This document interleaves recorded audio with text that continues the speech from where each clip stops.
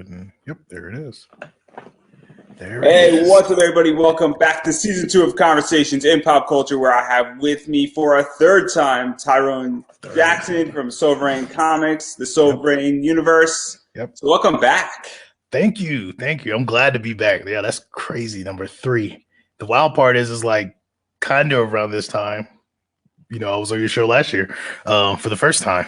Actually, the first show that I've ever been on. So that was dope.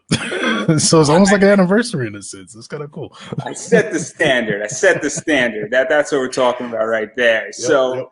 Obviously, you got a lot of stuff going on. Oh, you actually have Cypher Team, the Kickstarter is going on, or I think I said it right, hopefully. Yeah, it's Cypher Team. You said it right. Yep. And so obviously that is already done. It's Kickstarter launch, but it's been out there before.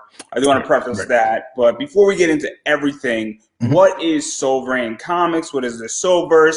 Because for people who are listening for the first time, my new members in my page, as well as people on Twitch and YouTube, which we're now on, they might not know what you do and all the comics you have done. And I want to catch everybody really quickly before we get into Cypher Team. Cool. Well, in short, Sovereign Comics is an interconnected universe. It's a universe that I started creating back in 2007. I published my first book in 2016, which is wild. Like a lot of people ask, why did it take so long? Because I was building the universe. It's interconnected. I didn't want people poking holes and everything because I rushed it. It's a universe that is creative in the sense a lot of the stories that you're going to get in the Sovereign Comics universe is stories that you may not have seen before. There are Black leads in the majority of the comics. It is a diverse universe. However, and I want to stress this because I think some folks don't grasp it, or they'll see the book and be like, oh, I can't read that. It's not for me. My books are for everyone. Anyone can pick up my books and read them. I am a storyteller. I tell story first. So take that how you will. I tell stories first. That's my heart is storytelling. Been writing since I was in the first grade. So yeah, in short, Sovereign Comics, interconnected universe. We have 5 titles out right now. It is a story-driven and diverse universe. The goal is imaginative escape. So I want you to read them and then escape for a little bit from reality. And then, unfortunately, when you're done, you have to come back. So, but you know. So you have 5 titles.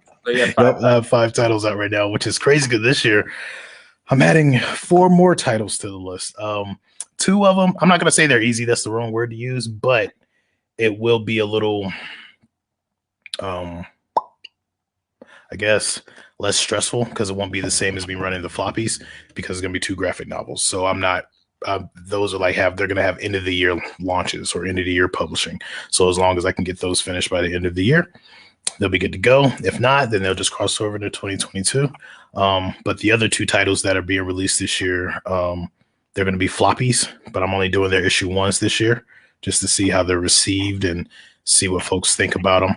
And then I'm going to be doing also just to add to all of this as well before we get into this Cypher Team here. One of the things that's starting to happen in the comic world is there's a lot of change and dust needs to settle. I think that is a safe assumption. Breaking news yesterday was San Diego Comic-Con isn't happening in 2021. For those who don't know or aren't paying attention, that's an indicator. It's a red flag. Cons in the summer. I'm gonna go thumbs down, not thumbs up. Just not. I'm very, very negative and I'm very pessimistic. I'm always right. Eventually. So that's something to keep in mind and throw out there. But let's get into Cypher Team because I know the Kickstarter is currently going on, and there's a lot of stuff going on. This is sort of the flagship of the Soulverse universe, and I think it is the best title to start with. Might not be chronologically the best title to start with, but I think this has something for everybody. I also think it's one of the most relatables because it's more superhero theme, I feel, and similar to Justice League and things like that. And I hate to use the word mainstream in this entire thing, but it is, in my opinion, more mainstream than the others out there. What is the basic story? So we catch everybody up before we dive into it. So the basic story of Cypher Team, pretty much what happens in issue 1 is you have this team that is called out of decommission to stop a terrorist organization from, killing individuals who have powers. What the story picks up is these individuals who have powers. They're standing in line to register their powers, because in the Sovereign Comics universe, individuals with powers are registered, and if you aren't registered, then if you get caught, you'll get in trouble for it, or they'll just, if you haven't done anything wrong, they will just get you registered. But if you're like a villain or a criminal or something, then you're probably going to one of the 3 big prisons that the Sovereign Comics universe has. Like, one's in space, one's in the sea, and the one's like tucked away in the middle of nowhere. But so they're sitting here registering their powers, and then this terrorist group attacks. The reason why they attack is from events that happened 10 years ago, which are going to come up in issue 3. Of what exactly happened. So it's almost like this little internal war that the powered people and the individuals without powers have. But this terrorist group, like, even though they're attacking them, they aren't coming unarmed. Like, they all have these like exosuits and everything like that. These pretty much these armors that allow them to go toe to toe with individuals that have powers. So yeah, it dives right into the action. Like, you get a little brief from a character who shows up later. I won't say who they are because I will say this: they are the pantheon. These individuals are the pantheon, one of the pantheons of the Sovereign Comics universe. I don't know if anyone grabbed who this particular character is of this pantheon, but I did leave hints on pages 1 and 2. Well, really on page 2. There's a huge hint on page 2, and then like their caption boxes, have their implemented. So if you're one of those ones that like to figure it out, you could probably figure out who this character is and who that pantheon is. But like I was saying, like this unit is decommissioned and brought in to stop this terrorist group. But not only that, they're briefed that this other terrorist unit called the Angels of Anarchy, which is a group of individuals who actually have powers, and they want to destroy people who don't have powers, that they're going to be coming in. So it's almost like hey, come on in. We need you to stop 2 terrorist organizations, not just 1, but 2. So literally you're just jumping right into the pan. Like, everything's on fire already, and you're just getting tossed right into it, but you'll get some bits and pieces, and I like to drop little Easter eggs or drop little hints or drop little things that's going to raise a person's questions and make, because I'm very active in my DMs on Instagram, and I've had people come back like, hey, you said this and this, what is this? And I'll either say nothing, or I'll say, you got to read the next issue, or I tell them, or we'll start getting into a conversation of things that are going on.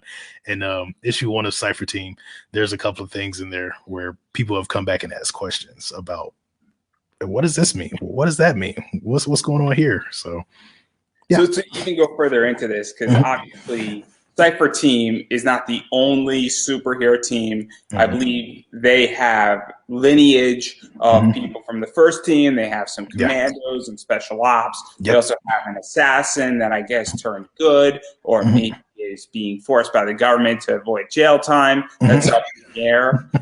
Everybody can get their own conclusions. It's not important. That's my opinion on why that person's there. Because that's how it works. Yeah, but that's the stuff I love. Like, people's, and I kind of want to say what it is, but I want people to kind of like what you did. But you're right though. Like, one is an assassin. That's all I'm going to say about that. You have to find out a little more about her. A skilled assassin. Yeah, very comes skilled. from a lineage family. I'm not disclosing anything that I know. I know a bunch of stuff. Yeah, she comes from like a family of ninja. And the thing is like, that's just one of the ninja families. Like, there's 11 other ones. So it's kind of a big deal. And like with Cypher Team, even though they have this heroic thing about them, it's always Suicide Squad. In a sense, yeah, they just no one really die on the same. But yeah, in a sense, like the way I like to explain it, folks, is they are a counter anti-terrorist unit. So they are special forces for the government that they work for. It's just that they protect everyone. They protect, not just their their country that they're from, but they protect individual powers. And if America even needs them, America be like, hey, can you send a cipher team or send in one of your cipher teams because we got folk, we got soldiers or Marines on ground in this area in this country, and they came across a superpowered individual. Can you send in the cipher team? And they'll usually will do that. So, but there's multiple cipher teams. So you have Cipher Team Alpha, which this story is following. And there's a part in the book where you see a bunch of people walking in, and those are just different members of the different cipher teams. Like one of the ones I like to point out because she pops up in issue 2 is the one who's like in the front, and she looks like she's holding an iPad as she's walking in. She's the SIGO, so she's the signal officer of Temple Special Operations Command, but she's also the leader of Cipher Team Torrent, which is pretty much a communications based special power unit. So they're like JSOC to the max. They're pretty much they're like in issue 2, like the stuff that she's able to do. People have come back like, what? Go off of this because obviously you set up a world, and obviously there's stars and there's Temple High and there's a few other things, and I don't want to get too much into it at the moment because we went through this in the last 2 months. And I'm sure at some point in the 4th interview that we're going to do at some point, we're also going to dive more into it. There's a lot of stuff going on, and you have very much a complete world in that sense. So what is that like for you to say, hey, I got this complete world, and that intricate parts are coming in into things, and that none of these events in Cipher Team are isolated.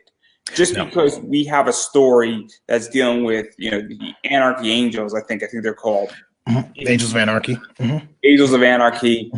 That doesn't mean that, while that's contained to what's going on, still what's happening at the same time with stars is not excluded, if that makes any sense for anybody out there. So obviously things can cross breed and promote, but things are also further distance where Cipher Team does not take place in LA. Yeah, exactly. And you're right. That's pretty much the universe. Like everything is going on. And I know you're a comic reader, and I've been a comic reader for forever. I know most people are watching this are comic readers. And one of the things that used to always, I guess, grind my gears is like you'll have an alien invasion in New York, but you have like all of these heroes spread across the United States. But it's like Spider-Man and Iron Man fighting these aliens. It's like, where's the X-Men? Where's everybody else? This is an alien invasion. And that always kind of bothered me. In a sense. So that's whenever I say interconnected is exactly how you said it. It's nothing is happening in any of these other titles except for Anyamo Stigmata, which takes place in space, and Arisha Exos, which takes place like 600 years in the future. But the 3 titles, Temple High, Stars, and Cipher Team, there's nothing happening in those titles that someone isn't going to know about it in the other ones. So like even this fight, like Stars, the individuals who are in Stars, they see it. Like, so they're probably home right now, sitting down watching the news before the communications get knocked out. And then in Temple High, you have Damien, who is the son of Alchemy and Pyreblade, who are on Cipher Team Alpha, and I'm sure he knows. He's probably like, I hope my parents are okay, and then his friends know who his parents are, then his enemies know who his friends are. The school knows, and the school knows exactly. Temple High is very much like academy. It's a training type of thing. It's like Deadly High. I think pretty much. Yeah, so there's precautions having to be taken there, and while the comic might not be dealing with it in that sense, immediately you might not see all that. You could take the safe assumption. Yeah. Oh yeah, definitely. Because there's a Temple High, not a Temple. I'm sorry. There's a Cipher Team that's on the school grounds. So when this is going on, they beef up security, and of course that Cipher Team, because they got the same briefing as the other one. They're just like, let's watch out for the kids and make sure that it doesn't cross over here. The dean is actually the leader of the Cipher Team that's on the school, which is Cipher Team Sigma, and one of the homeroom teachers who we'll meet in Temple High issue 2 is second in command of that Cipher Team. But yeah, so to even go into all of this, because it's super important. Well, where you have to be very careful on what you tell and what books. Yeah, things can get crazy. Exactly. Obviously, you could get the waters very muddy. Oh yeah. And so what is that like where you say, okay, I got a game plan? Because we spoke about this before, where you have a general game plan for the entire Silververse universe, at least the 3 titles so far. I think, Stigmos, Amados, and Exo. Yeah. Orisha Exos and Yamos Stigmata. Yeah. So like for those, I those are in the future, so those aren't as influenced. No, where if one event changes the way those entire comics operate, because I have a feeling both of those books obviously are pretty far away from each other, especially the one 600 years in the future. Now, if there's 13 events over the course of 100 years, that's going to influence those titles. Oh yeah, and the funny part is the interconnected point for Orisha Exos is based off of another story that the graphic novel is going to be this year, where there's a character in there who's kind of like she's a what they call her, evo terrorist or environmentalist terrorist. That's what they call her, but she's in tune with the planet. Like she can not just, she's like if I were to mix Poison Ivy and Swamp Thing, that would be her, but she looks like a human, but she's also she's a demigod. So it makes sense for her to have that connection. And the way Orisha Exos works is like that character pretty much tells society, hey, we need to start taking care of the planet. And if you don't, the planet's going to start poisoning itself. So now you have this crossroads, which I like to make my different timeline points to keep everything in order. Now you're at a crossroads. So it's like, do you listen to her or do you not listen to her? So Orisha Exos takes place on that. They said, whatever, we're going to keep doing what we're doing. And now we're in now Orisha Exos. That's where that story takes place. So it's connected, but it's way out and on its own, where it's like my own playground and I can kind of do whatever I want with it without anything happening. And with the Yamo Stigmata, since he's in space, and we've all seen Interstellar and stuff like that, and know that space time things change. He was in World War II, a Tuskegee Airman in World War II, got slungshot to the other side of the universe. Right now, the point where he's at, it's 2050 on Earth, the point where he's at in his time. So it's linear in time, but he's so far away because he's on the other side of the galaxy that whatever he does is nothing's going to happen in the main point. However, I do have a cross title event planned way down the road, because I want to get these other stories out first, where something is going to happen and he's going to notice it, but it's going to make sense. And people are like, oh, okay, well, that makes sense. It's not going to be one of those things where he's like looking through a telescope and sees Earth, like, what's going on? Nothing like that. But it's just going to be something that happens.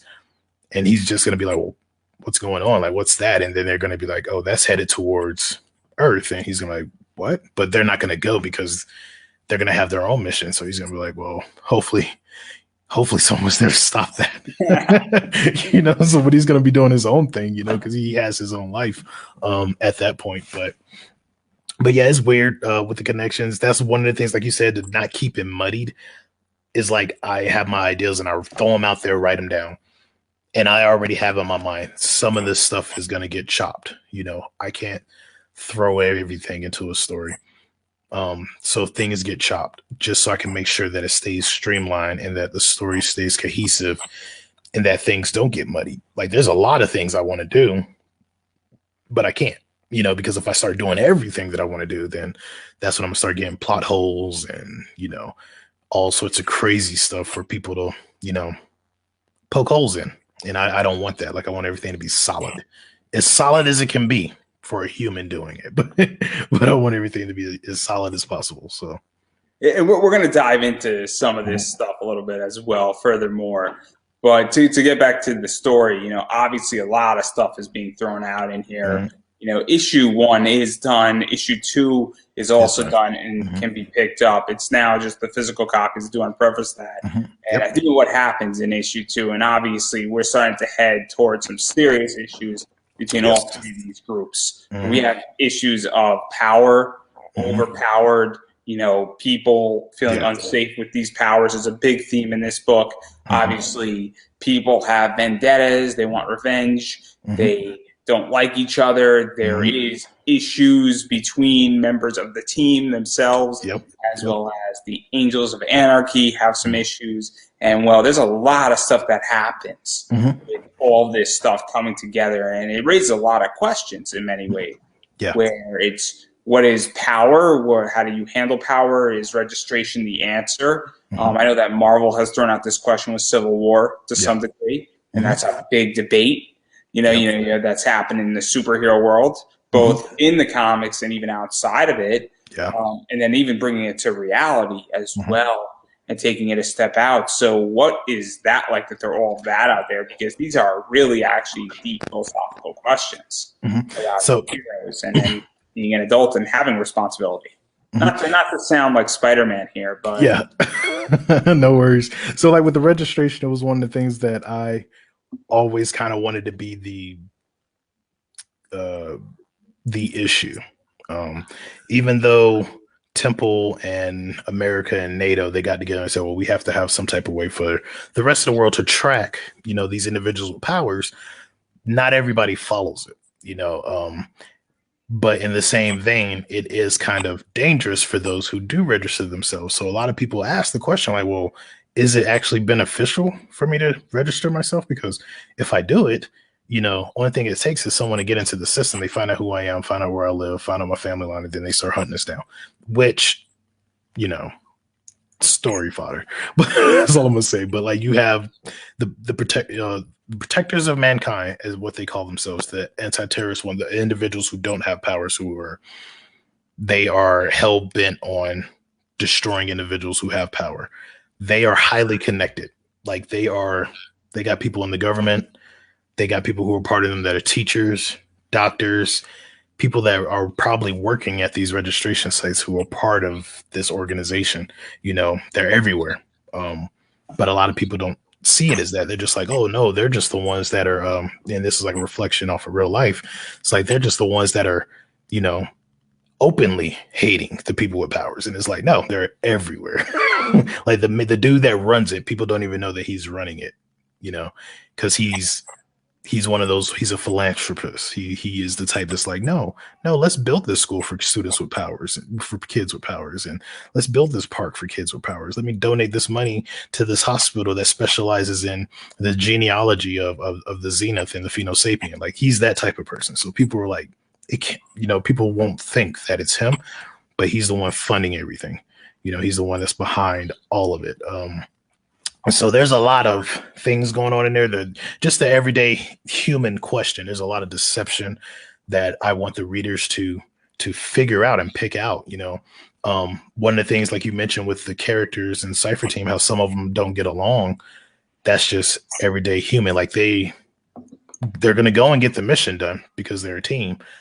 But two of the characters, they're just like, whatever. But it's a rivalry thing between them. But it's a kind of a rivalry that has gone a little too far, because one of the characters is a former British Marine commando and the other one is, you know, the assassin. So it's like they were going for the same spot and the assassin won, but the assassin is younger, and she's like, you know, she has this, the British Marine commando has this chip because she's like, you know, I'm actually trained to do this, and you're just gonna put this kid in my position, you know, even though she's not a kid, but you know, that's how she's looking at it.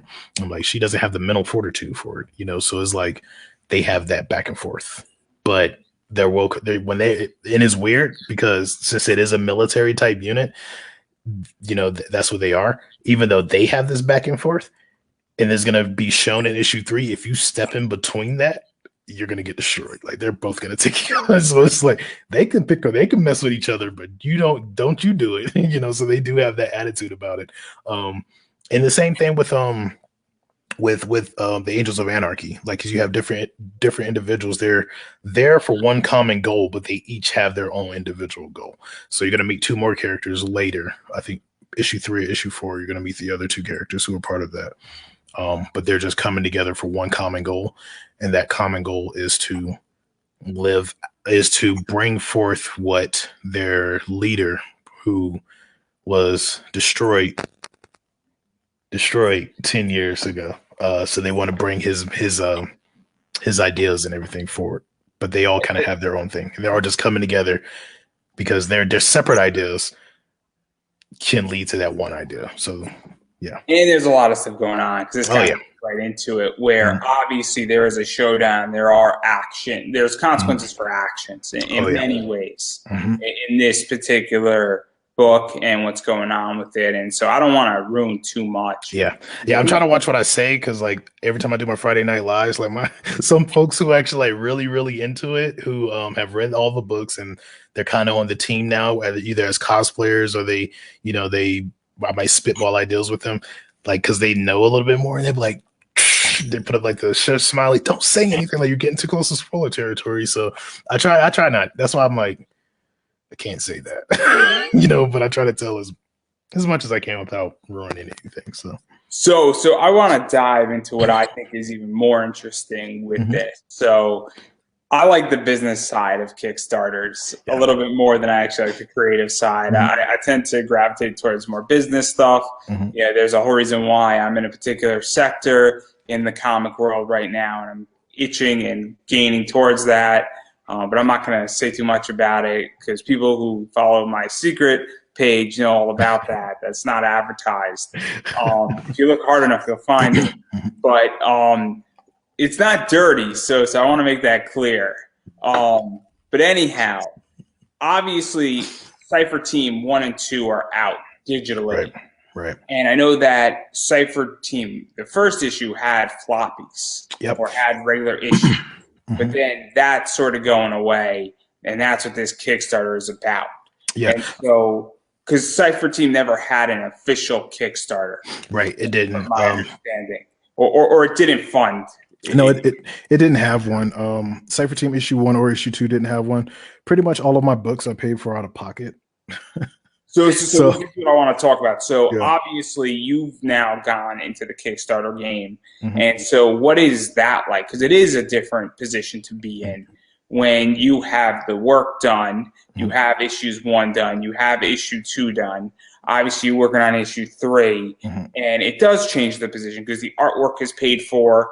The covers are paid for, even though you added a new cover onto it and that you've gone in a new direction. So what prompted that? Because it is interesting to go down this route now versus doing it when people say, oh, I have half the book done, or I'm now funding this book for the sake of I paid out of pocket, but now I'm trying to recoup the money I spent, or I want to put it forward to book 2 and book 3 and book 4. Right. Because it is a different position completely than what the norm is. Right. So yeah, you hit on a couple of the things. So one of them is like I do want to use the funds to start working on the next and actually start building up the company. Because like I said, I have each title that I have right now, the 5 that are out now, I want to do at least 2 more books this year for each. So that's going to cost money. My art team is ready. We've already started, but that's going to cost money. So there's that, but one of the other big deals was whenever I've done my other Kickstarters, I realized that there were people on Kickstarter who seemed like they were strictly Kickstarter. Like, even though they would get the books or I would put a link up, this is my social media, this is where you can find other books, I would never see their names come across there. So I started realizing, I'm like, oh, okay, well, it seems like there's individuals who are strictly Kickstarter, and that's where they get their comic feed from. And then I noticed that with Indiegogo as well. Like, there are people who are strictly Indiegogo, and that's where if they're not going to a comic book shop or Amazon or Comixology, they're either going to Kickstarter or Indiegogo. So I was like, well, I want those individuals who back the other ones who've come back and be like, yo, I really like the storyline. I want them to be able to get this book too, or other people get it who may not have even heard of Sovereign Comics, who are strictly in the indie comic, or in the comic book buying on Kickstarter, Indiegogo realm. So that was one of the main reasons. Was just getting it to people who haven't seen it. And with issue 2 did get floppies. People have brought floppies. But there's still those individuals who have not, and that's the reason why I'm doing I plan to do a Kickstarter for issue 2 too, for that same reason, because I know there's going to be people that buy issue 1, they're going to want to know about issue 2, and they might not go to my store, because they're like, no, I'm just going to buy them from Kickstarter. So so I don't alienate them, I can just be like, hey, here's the Kickstarter for issue 2.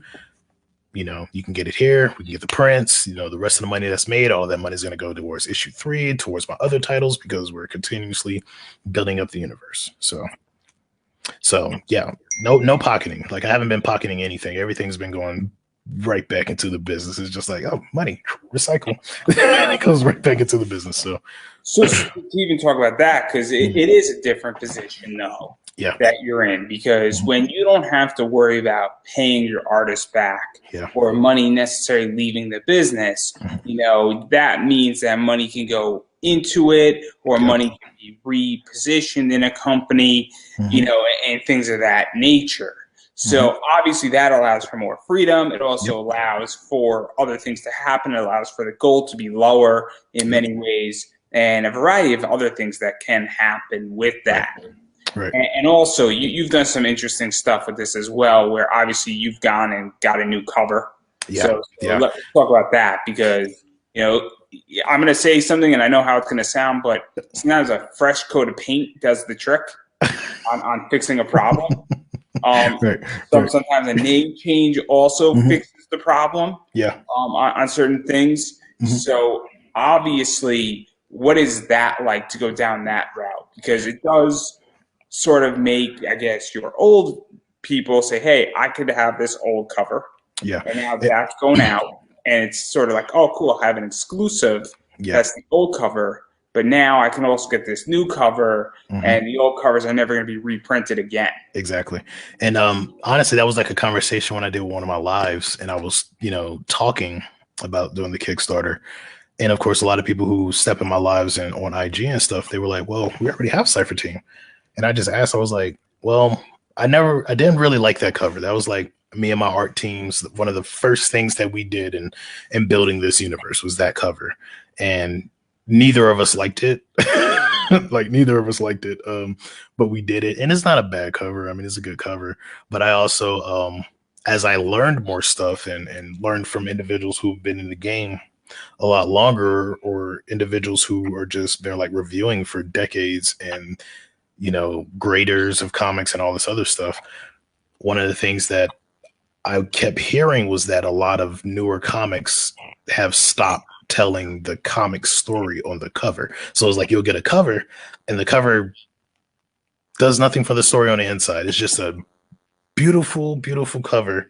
But then when you start turning the pages, like, maybe that character who was with the main character on the cover isn't even in the book, And so that's what really got me thinking, because on that first cover, it was the entirety of Cypher Team, on that cover.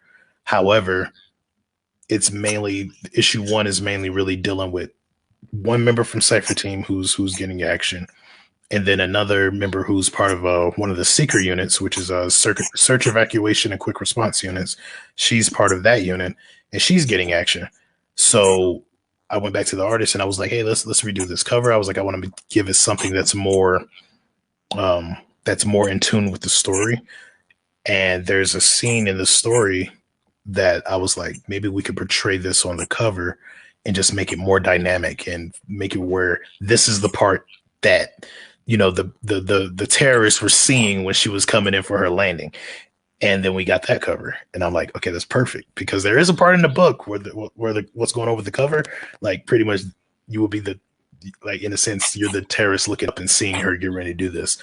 And that part is in the book. Just like the variant has the other character on it, because she was the one that was showing a lot of time, and I kind of wanted her to have a Baroness type of feel on the cover, G.I. Joe Baroness type of vibe on the cover and everything. And Francesco Tomaselli did a great job bringing that to life for the variant. So, and I like this concept, as I stated, and I know how it sounds, and I know how people are going to react to it. Not necessarily my intention, but sort of my intention that this does add that idea of giving a reason to back it.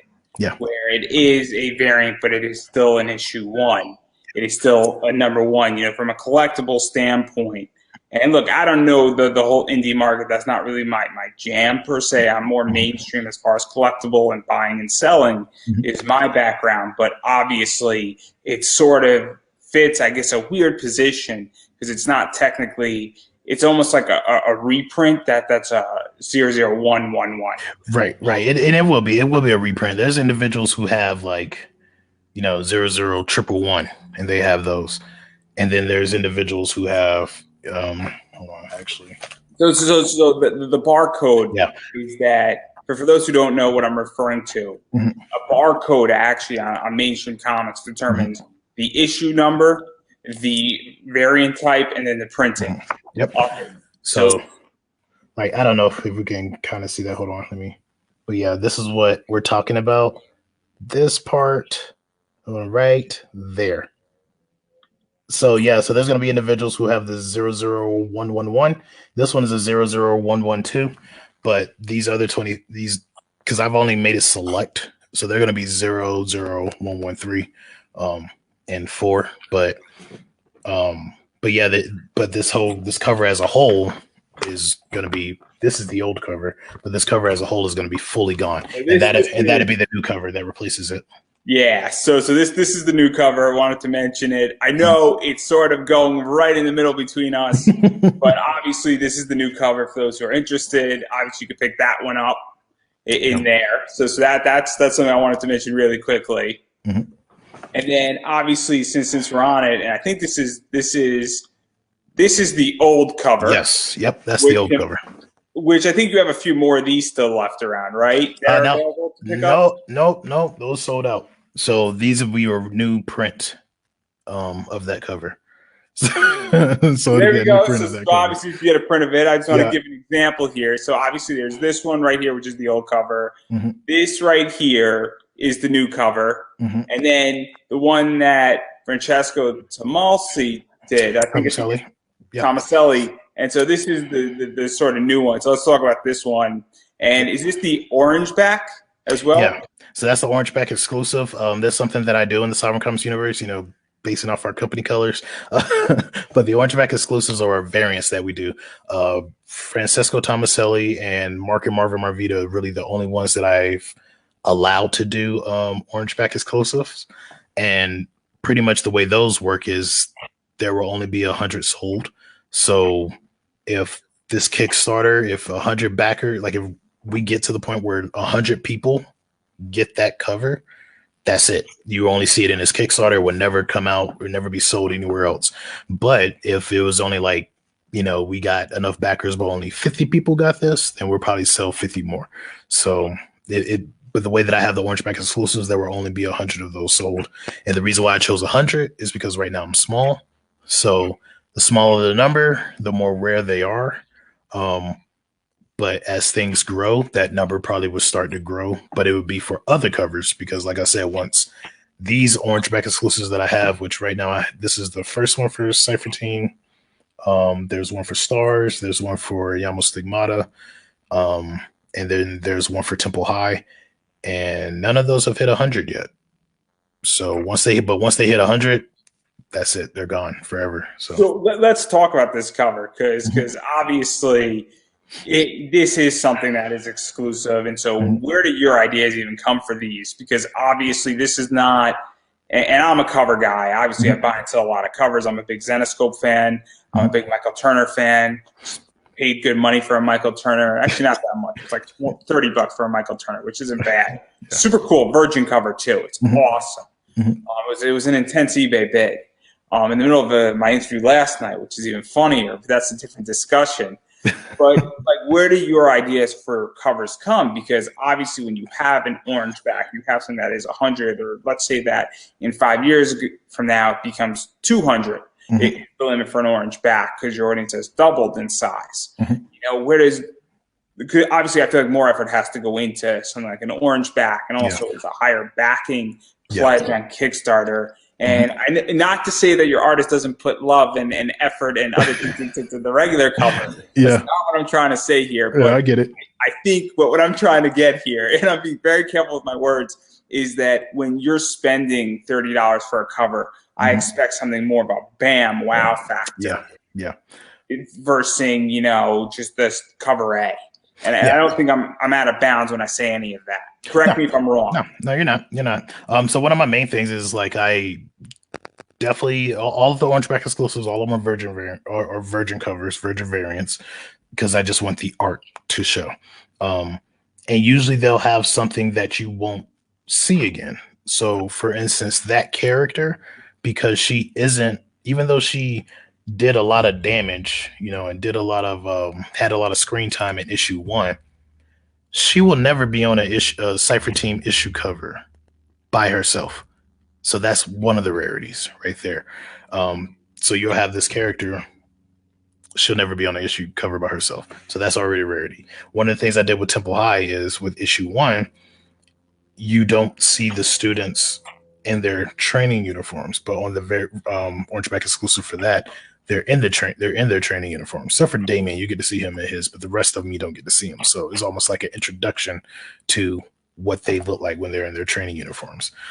With Stars, that issue is more geared towards one of the characters, Siphon. So I talked with Francesco, and he saw the characters, and I was like, pick which one you want, and I'm like, and then the rest of them we're gonna do the other ones. So it kind of is offset, because it could have easily have been the character Siphon, because I did do a cosplayer cover for that too, which the cosplayer was cosplaying Siphon. So I could have easily have done a Siphon cover for the Orange Back, but I wanted to be offset. So it's another character, and in the same vein, you're seeing her in a position where isn't something you would normally see. Like, she has pretty much these holes on her back where her wings come from. So you kind of see her like powering up in a little bit. You see the nanites or electricity form of the nanites going up her arm, and you see these holes in her back before the wings come out. So I always want them to be incredibly artistic or just incredibly dope. Like, if I wanted to take them and make them like an embossed cover or a metallic cover, it will make sense. Like, it will, like, okay, it makes sense to make it that, because the art is just so much, is leaps and bounds forward. And like you said, not to say that my artists don't take care with the regular covers, because they do. They made the regular covers nice, but the regular covers, with the variants, they're going to be way more artistically driven, which is the reason why I make sure that they're Virgin variants. So, and that's the reason why also the Orange Back exclusives have been more painterly. For like the last 3 or 4, they've been more painterly than just comic art, because I want them to be really artistically driven. So. No, and I think also people expect more when you're spending more money. Yeah. As I stated, I'm a Zenescope fan. Mm-hmm. When I'm dropping $100 for a cover or $75 for a cover, I expect a certain position on. Yeah, like you want it, and you want to be like, man, this is nice. Not what did I spend my money on. So, so that's one of the things I look at too. So. And to even go further off of this, because I know you got a bunch of digital rewards that can be picked up. I know that you can get complete digital into the Soulverse universe. Mm-hmm. I know that obviously cover A, the Virgin cover, if 100 don't sell that. I know there's like poster stuff going on. I know there's, t-shirt package. Is there still being drawn into the book? Not with this one, because it was already done. But obviously, going forward with probably 3, that's going to be thrown back in there. Yeah, I know you've done that in the past, or something to that effect. And I don't know what else I'm missing, but I know that there's a lot of stuff where if somebody wants to get in on digitally, it is super easy to get into digitally for all the first issues, almost as like a flight of exactly. the Soulverse universe. Yep, is our $10 tier, and I think I named it Welcome to the Soulverse or Read the Soulverse. Those are usually the 2 names that I'll name it, but it pretty much has all of our number 1. So if you're like, I'm on the fence, I don't know if this is a universe, let me check out this universe first to see if this is something that I actually want to get invested into, then there's that one, the $10 tier, and you get pretty much all 5 number 1s that are out right now.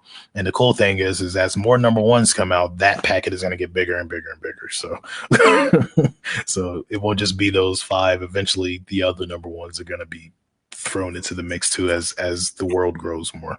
So, and to even go further off of that, obviously there's some stretch goals out there as well. I don't know if you're starting to get close to them if you haven't already broken them. Yep. I actually broke the stretch goal and a backer goal, but I think somebody canceled, which I understand. It is a rough time right now, so I don't even question. I don't even say, "Hey, why'd you cancel?" I'm just like, I get it. So we kind of dropped back, but someone else backed, so I think we kind of jumped forward a little more. So the stretch goal now is actually everybody get a cover of the new cover. So I'm gonna do a poster of the new cover. The backer goal is Thomas Johnson's Raxon Universe for his first comic mobilization. So that's like the backer goal that I get unlocked this one. So that's another cool thing too. Is like all my backer goals. Like I have five other uh, five other comics from other folks. So if if we do unlock all five of those, and let's say you do get the $10 tier just to get my five comics, you're gonna get five more comics from five other creators up there too. So that's kind of cool. If all of those get unlocked, of course. And the next stretch goal is gonna be a trading card, and that's gonna be set for 2,500. So once we cross 2,000, when we get to 2,500, it's gonna be a trading card. Last time with Stars, I did a trading card that had like a because again, I want people to get something. Like if you're taking me to this stretch goal, I want you to get something pretty dope. So what's going to end up happening is I'm going to do the same thing that I did with that Stars trading card, where it has like this velvet feel. So it's a very velvety type of trading card, very soft. Maybe when I send it to the people, I'm like, take it out, fill it, and put it right back in the sleeve because I actually sent it with sleeves, so I put it in the trading card sleeve, so it's not out. And I told him, put it right back in the sleeve because it's going to be, you don't want to get that ruined. So I'm going to do the same thing like a collector trading card for all of it to be, you'll get the card if you're a physical backer, but you'll get a digital version if you're a digital backer. So I do want to make that part clear too. And then eventually I do want to do their actual unit patch because the Cypher team deal is in their unit patch. So I actually want to do a patch, which would probably be the stretch goal after that. But I know the first day backers are actually getting a sticker that they're getting a sticker that is the unit badge for the first day backers. So if we don't make it to that stretch goal, at least the first day backers will get the will get the sticker and everything. That's the unit badge. So and so there's a lot of stuff coming out. Obviously, a bunch of digital rewards for everybody, pretty much who backs it. Where those five comics and a variety of other stuff as well. And obviously, if you're backing this, you are wanting, obviously those stretch goals and those bonus and in on the process and all that stuff. So obviously, there's a lot more stuff to come. Yeah, and I have ideas for like higher ones. Like I plan for the last stretch goal. Like if it decides to pick up and just people just come in back and it just starts raising. The last stretch goal I'll probably stop at will be for physical tiers, and it'll probably be some type of embossed or metallic cover of the new cover, and just have it embossed or something like that. Because I think it will look dope. And I was talking to my friend Aaron, who runs Callis, but we were saying the same thing, that we think it will look dope if she's embossed and she's like popping off of the cover, if it was something like that. So that's something I would love to do, but got to get to that point. So to even just back out of Kickstarter, because obviously we spoke about this before, and I got a hard deadline, and so do you. So it's in there where I am curious about your take on COVID and everything that's going on. Obviously, I already mentioned that San Diego Comic-Con has been canceled. Yeah. WonderCon has been in a few other. SakuraCon, which is happening, was supposed to happen in April on the anime side. I know anime, it's a dirty word, right? God forbid. No, I like anime. Yeah, I like anime too, but apparently some people don't. Anyhow, it's not as bad as Dr. Seuss today, and I'm just going to leave it at that. Yeah. That's a whole can of worms that's going to get me demonetized. It's funny because that would mean I have to get monetized first in order to lose it. But just to lose it. But anyhow, what is your take? Because I think it is a red flag that cons are not going to be coming out in the summer. And we're starting to see all these cons starting to come and say, hey, we're coming back in the summer. I mean, I used to live in Washington, D.C., and Awesome Con wants to run at the end of August. And if San Diego isn't running, I highly doubt a month later, Awesome Con is going to be allowed to run. I think I think a lot of folks, which I get it. We want to come back. Yeah, like a lot of folks want to go to cons, and then a lot of these cons want to make their money back that they lost. But I personally, I don't plan on going to another con until 2023. I'm not even gonna lie. Like, so either 2022 or 2020, like late 2022, let me ask you the question then: is that so twofold? What do you think has to happen for cons to come back, and do we really even need them back to some degree as far as sales go and growing our audiences? Because in my view, is that I've never done better.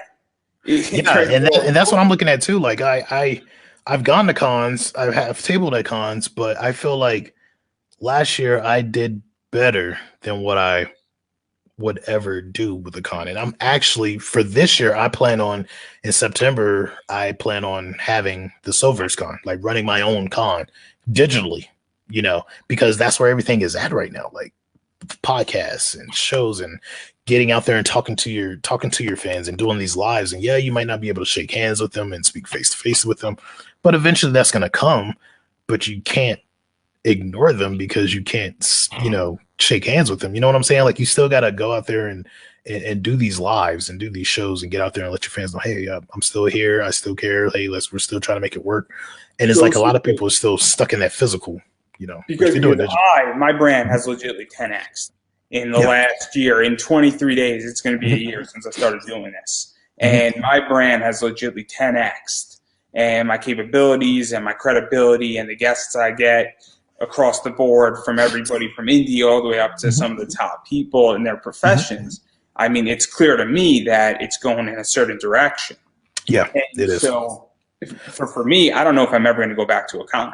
I don't know. I think when DC did their DC fandom last year, I think everybody realized that they can do it. Like, they might not be able to pump as much money as DC did into it, but I think everybody, because that's honestly what was my click. I was like, oh, wow, it's doable. And then I've seen other people do digital cons, and I'm like, it's doable. And then you got stuff like Clubhouse, you got StreamYard, you got all these different ways of doing it. Even one of the first con I ever went to last year, they did a digital con, and that was a MechaCon, and they did digital con. It was beautiful. It ran smoothly. It was so nice, and it worked. It was their first digital con, but they've done cons before, so they knew what to do, and it was perfect. So, I mean, it's doable. So I don't know why people want to risk, things, because, I mean, COVID is whatever side you believe, COVID is still a problem. So I don't know why anybody would want to risk that. I don't. I don't. So I'm going to try to keep as digital as possible. Yeah, I think it's a very complicated thing, and I don't know how you're going to run a con right now, because I don't know how you're going to tell me I spent $100 on a ticket. I can't take a picture with a cosplayer who looks exactly, and I don't understand how they're going to justify it. I don't think there is any justification right now. I think a lot of them are just going off of the fact that people just want to be back in cons. That's all it is. They can't promise anyone they won't get sick. That's the reason why a lot of these cons are going to have people, part of them signing up to attend the con or be a panelist on the con or whatever. They're going to have, I guarantee you, they're going to have some type of disclosure. Whereas, like, if you get sick, it's not our fault.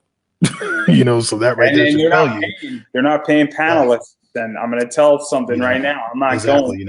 I'm not getting a paycheck. I wasn't getting a paycheck before. And damn right, I'm going to get paid if I'm going to go to a con. Exactly. Like, especially all the liability. I'm sorry. There's no way in hell that I'm not getting paid moving forward. There's no way in hell.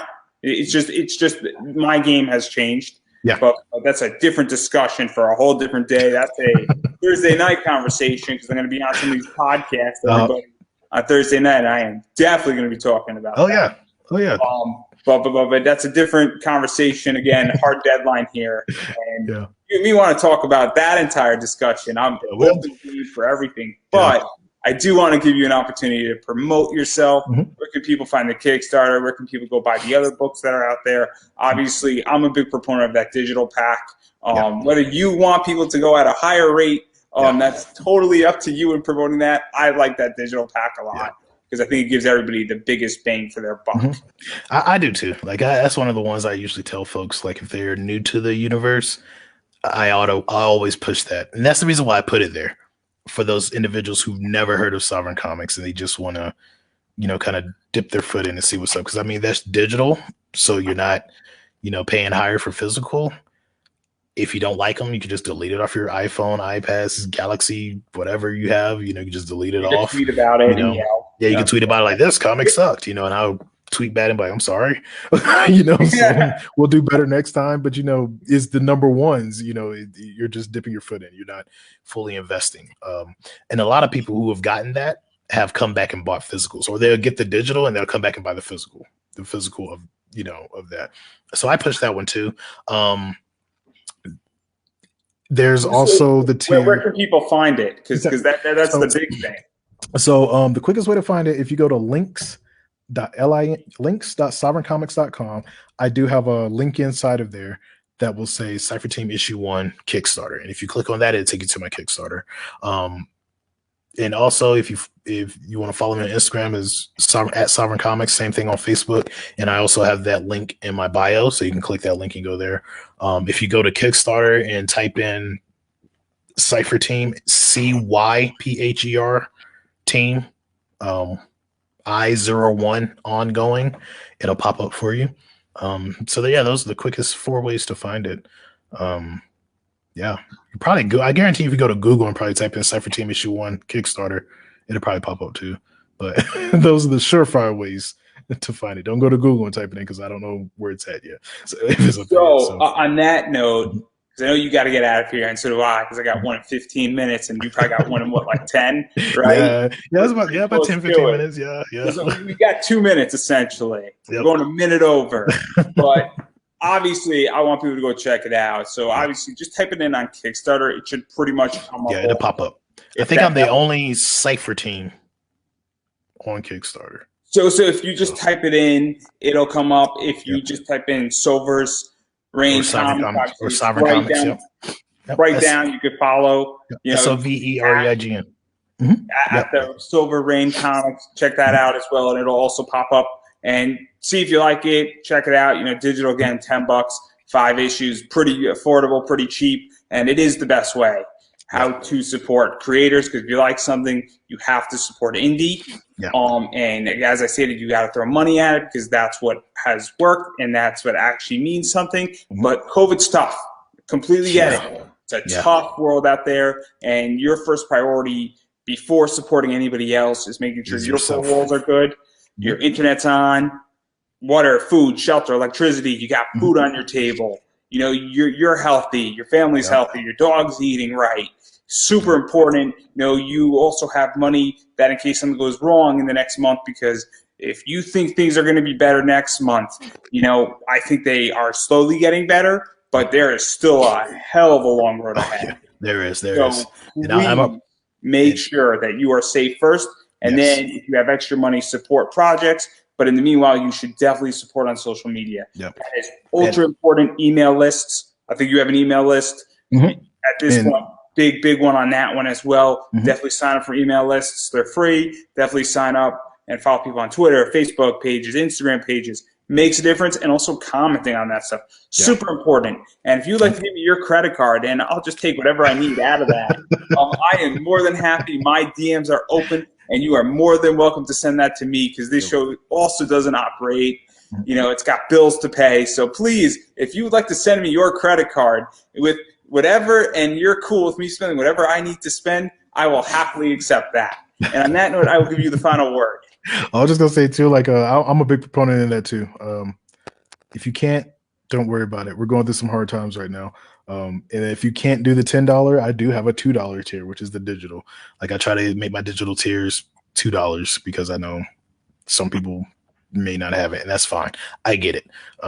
So those are 2 of the out for the digitals, the 10 and the 20, the 10 and the 2, not the 10 and the 20, but the 10 and the 2. But if you can't, I fully understand. Share it with someone who can. I'm a big proponent of that too, and sharing is, to me, just as important as backing, because you never know who will see it. Somebody might see it and be like, oh, I like that, and back it because you shared it. So, but yeah, that's all. I think that's a wrap.